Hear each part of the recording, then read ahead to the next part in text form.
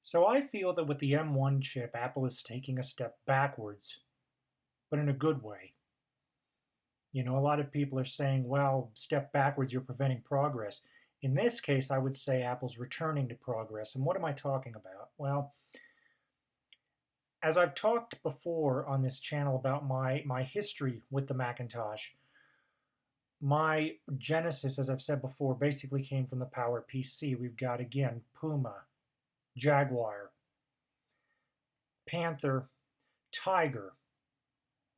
All of these ran on the PowerPC G4 between the eMac, the iMac, and a G4 iBook. On the eMac and the iMac, I've had practically zero problems, especially on the iMac. On the eMac, on the eMac, I do recall having to have the system re-imaged at least once. But that was because it was a classroom machine. I was not the only student using it throughout the day. Something must have happened. But that's the only time I remember having to do something. The system just had to be totally where the I didn't do anything that I could recall that required a re-imaging, but the system had to be re-imaged nonetheless. The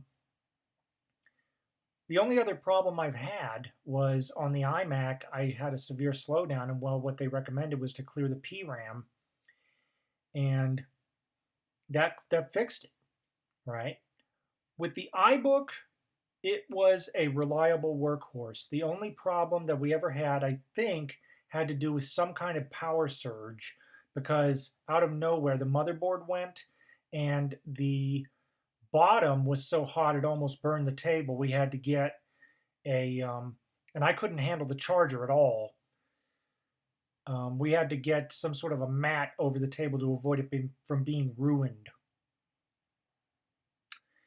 But overall, compared to Windows PCs, this is a lot less to have to worry about.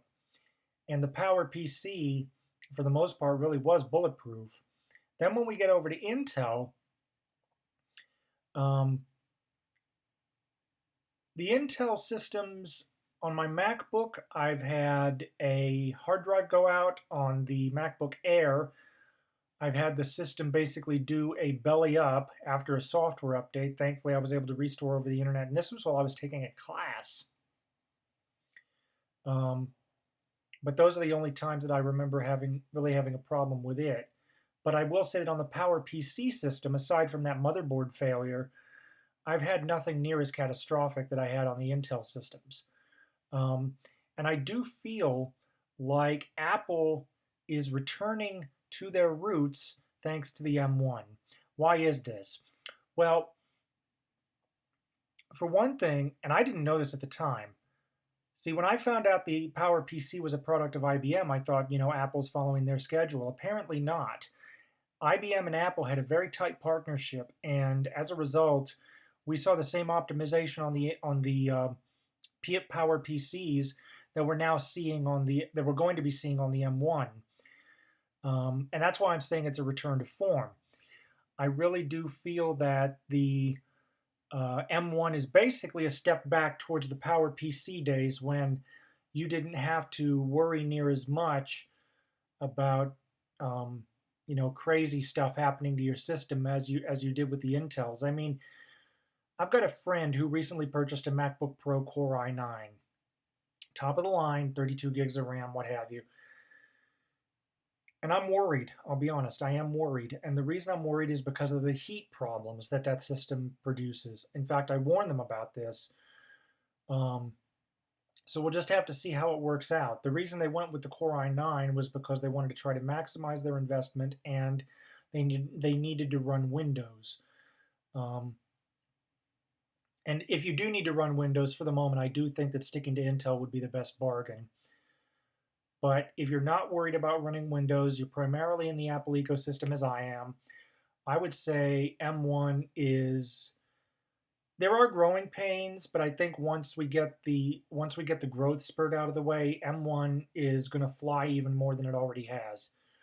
And as I said before, I really do think that it reminds me of the Power PC days. It feels solid. Everything that I've seen about it feels solid, and I cannot wait to get my MacBook Air M1. I am very, very excited about this. Um, but what do you guys think? Do you think that with the PowerPC M1, the PowerPC M1, yeah, that would be interesting, wouldn't it? With the Apple M1, do you think we're returning to the PowerPC days? And what's your take on that? Thank you for watching. Comments are welcome, and have a nice day.